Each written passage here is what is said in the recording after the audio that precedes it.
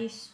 So, kauwi lang namin from the city. Ayan. So, nakaturtunic ako ngayon kasi nilalamig ako, guys. Malamig na kasi dito sa Netherlands. So, ayan, guys. So, galing kami ng the city. Hindi ko alam. Wala akong plan punta doon. Pero gusto kong maglakad-lakad lang. But, nakabili ako ng aking shampoo sa Ritual, guys. Kasi, anyway, itong shampoo na to, yung retail lang yung aking nabili. Pero anyway, itong shampoo na to, guys, is nagustuhan ko lang siya kasi si Kyle ang may gamit nito dati. Pero for straightening shampoo. Pero, trinay ko siya. Anyway, pang lalaki to. Pero, nung trinay ko kasi yung pang babae na ganito, parang iba yung mas malambot ito. So, nagustuhan ko, kaya ito na rin yung ginagamit ko. Pero si Kyle, tinigil niya to dahil mayroon siyang dandruff. So, kailangan niyang itigil yun. So, ang gagamitin niyang shampoo is yung anti-dandruff. So, kaya hindi niya ito ginagamit. Kaya ako yung gumamit sa kanya. Pero, nakita ko is yung niya, maganda siya. So, tinuluyan ko ng ginamit, guys. So, dahil mayroon pa akong lagyanan doon, so ang binili ko, dahil makakamura tayo, pag bibilin mo yung with lagyanan na, is 14 euro, parang 16 euro. And then, pag bibilin mo naman ito, is 11.59 cents. So, ito na yung binili ko. Nakatipid pa tayo ng, yan yung tipid natin doon, parang 4 euro. So, ito na lang, diba? Parehas din lang yung laman. So, anyway, nagamit ko na rin itong conditioner na to. Ito yung pang babae. White yung pang babae rin dun sa shampoo nito. Pero hindi sila, hindi ko lang kung ba't hindi sila the same. Mas malambot yung buhok ko dito kaysa dun sa pang babae na ganito. Pero ito is, din siya, conditioner. So, ito yung ginagamit kong conditioner. So, maganda siya.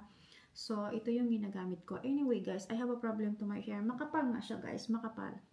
Pero since, guys, nung sunod-sunod akong na-miscarriage ng 2 times, ang alam ko yun ang way, I don't know. Pero, nung nangyari lang yun sa akin, doon na naglagas ang aking buhok. Ang dami nang nalalagas sa buhok ko today. So, binabalak ko rin bumili ng, I don't know kung tama ba.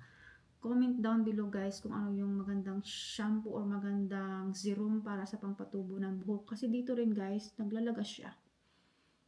Yeah. So, tumutubo siya, pero parang hindi strong yung pumapalit. So, mamaya ulit, ang dami niyang baby na tumutubo, pero parang feeling ko nalalagas siya kasi feeling ko na na ako dito. Pero anyway, sa tingin ko dahil sa lahi namin kasi yung mga tito ko, yung mga tita ko, parang ang lalaki ng mga noo nila pang tatanda na sila.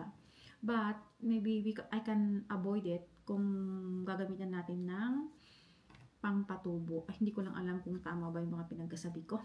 And anyway, dito lang yung bili namin doon sa city. Hindi kami masyadong nakapag-ikot, guys. Kasi nga, si Kyle is biglang tinawagan ng work niya. Kailangan nila ng tao. So, siya naman gusto niyang mag-extra. So, pumunta siya. Kaya, after niya nagpagupit, kasi nagpagupit siya, kaya siya sumama sa amin. Yan, after niya nagpagupit, bumalik kami ulit dito sa bahay. Dinap namin siya dahil kailangan niyang kumain bago mag-work. Mag-work siya ng 6 hanggang 9. So, 3 hours lang naman. So, anyway, hanggang doon lamang yun. Nasa work na siya. Nagpunta na siya ng work, guys. And then, nabili ko itong ating yung ating sleeper para sa bahay. Spray siya. Sa Pilipinas, pag may ganyan ka, wow, spray. Kaganda dito. And then, yung kulay niya. Nagustuhan ko yung kulay niya, kaya ko siya binili. Anyway, kasi yung sleeper ko dito sa bahay na pang winter is, na siya, maluwag. So, pag naglalakad ako, parang hila-hila ko siya palagi. And then, so, I buy new one para, siya, nakadikit lagi sa paa ko. So, nagustuhan ko yung kulay. So, ito, bago na akong chinelas ito sa bahay. So, dahil gagamitin na natin siya, tatanggalin ko na siya sa box. So, this one, isisit aside ko dito. Ito din, kasi gagamitin ko na yung shampoo. Kasi wala nga akong pang shampoo ngayon. At sarang pinunta ko doon. And, saan ba yung binili ko ng Albertine? Yes, guys. So, nag-craving si Peter ng ito. Ano bang klaseng to? Dati kasi yung binibili naming pizza doon mismo sa ano na, fresh na pizza. Pero ito, gusto daw niya itong frozen pizza ngayon. So, bumili kami ng 2 pack. Nung una, isa lang kasi binibili niya. Sabi ko naman, dalawahin muna. So, nagkakalaga ito ng 3.99 €3.99. So, parang 4 euro na siya. So, ganyan siya ng 2. So, equivalent to, yan guys. So, mahal din, di ba? Ito naman, guys, is nakasali sa aming bonus. May bonus kasi kami. So, mayroon sila nito. I like this brand, Royal. Ayan. Kasi, natry ko na ang cooking pan na Royal is maganda rin. Buhay pa nga siya hanggang ngayon. And then, pati yung spatula nila, yung panggamit nila. Perfect naman, maganda siya. So, sabi ko, bibili kami. Ay, kukuha kami nito. So, hindi ko nakita yung actually price. Tingnan natin dito. Yung actual price nito is, I cannot call. Tissue and, hindi siya nakalagay dito.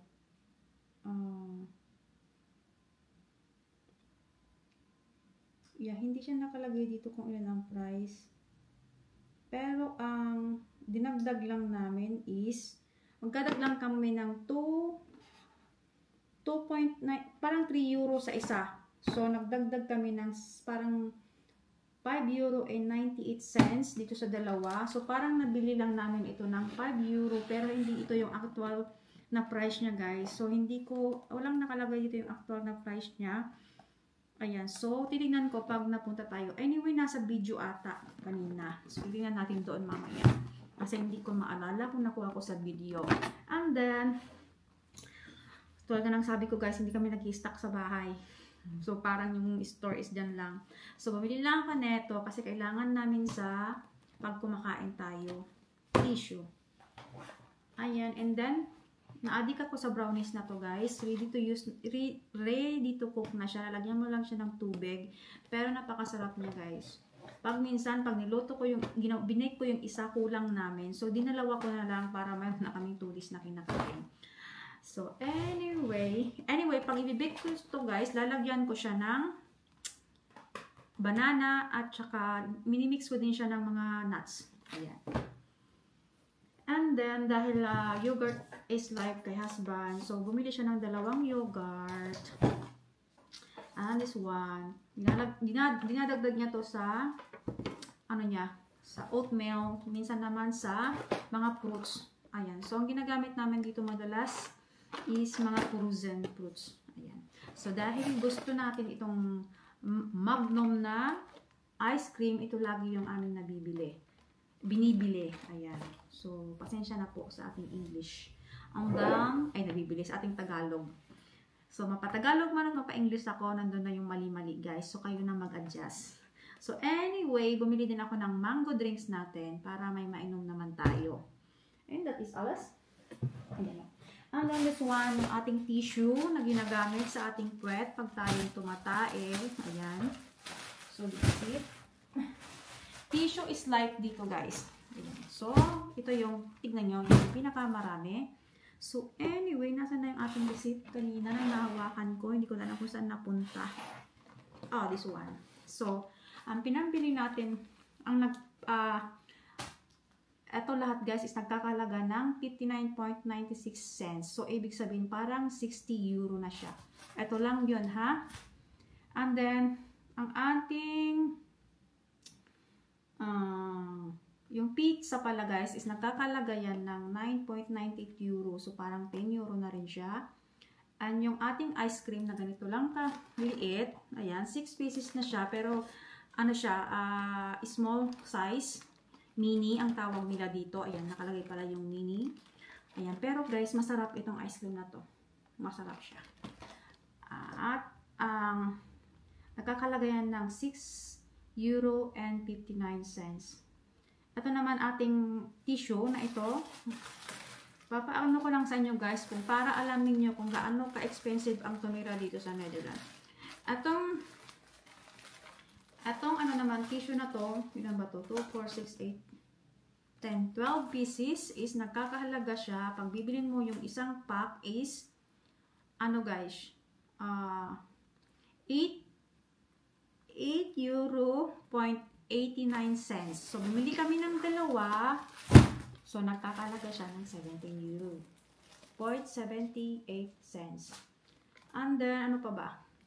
Ito naman is nagkakahalaga siya ng 4.79 cents.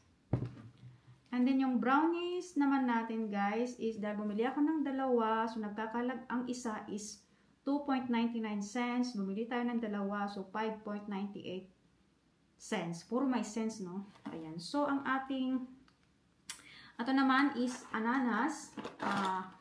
Ano ba ang ananas sa English? Mango. Ananas, mango. Hindi, pineapple, guys. Yeah, pineapple. So, nagkakalaga siya ng 1.99. So, 2 cents. 2 euro. Ayan. So, and then, ang ating pa-yogurt is nagkakalaga siya ng 2 euro and 49 cents ang isa. So, bumili kami ng dalawa. So, nagkakalaga siya ng 4 euro and 98 cents. Tama ba? Okay, tama. And then, ang ating tissue na gagamitin, ito lang, isa lang yung binili ko. Kasi matagal na naman na namin itong gagamitin, guys. Kasi separate, ito nilalagay ko lang sa sa living room, diyan sa table na round. Nilalagay lang namin to na kung may emergency na pupunasan, may magagamit. And then, sa kitchen naman, may iba kaming gamit na tissue. So, ito, tumatagal na ito ng guys, mga 2 weeks siguro or 3 weeks na gamit namin. And then, anyway, long drink. What is the long drink? Hindi ko na, ito na yung long drink glass. So, ayan lang guys. So, ayan. So, dahil may discount card kami, so, nag-less siya ng 4.19 cents. So, ang binayaran lang namin is 55.77 cents. Dahil mayroon kaming tinatawag na earning doon, so, nagbayad kami ng 5.50 cents. Pero ito guys, tuwing mag-grocery kami, may point din kami. So, kung gusto din namin i-withdraw yung earning namin doon, mawi-withdraw mo yun siya ng cash. So, every time na nag-grocery kami, mayroon kaming earning doon. Parang nag-iipon ka sa alkansya na kung gusto mong kunin is makukuha mo din. So, ayan. So, nagbayad kami ng 51.27 cents. So, ayan lahat guys. Yeah. So, anyway guys, alam niyo yung earning dun sa Albertine, nakakaipon kami din dyan guys. And then, pag minsan yun ang dinadagdag namin sa mga travel namin, pag umaalis kami ng ibang part ng Europe, nakukuha namin doon. Pag minsan nag-withdraw kami ng mga 700, 500. So, naiipon lang siya. Pag kailangan mo na yung pera, pwede mo siyang withdraw. So, yun lang yan guys. Kaya, nag-stay kami sa Albert Heijn. And then, pas for me, Albert Heijn is the good quality. Mayroon lang siyang konting kamahalan, pero expensive nga. Pero ang mga product naman nila is good quality. So, dyan kami nabili at dyan din lang yung pinakamalapit na store, grocery store dito sa amin. Kasi yung iba is malayo. So, yan lang yung talaga matatakbuhan mo anytime. So, ayun lamang guys. Hope nagustuhan nyo ang ating vlog for today. And anyway, yesterday hindi ako nag-vlog pero nagluto ako ng apritada. So, yun lang yung kinain namin dinner today. And anyway, today guys is exactly 6:05. So, 6:05 in the evening, maaga pa, pero dilim na sa labas. Kasi winter time na kami dito guys. So, nag-adjust kami ng 1 hour. So, kaya pag 4 o'clock, 5 o'clock to 6 o'clock, padilim na dito sa Netherlands ulit. So, ayan lamang po guys. Until next one. Paalam!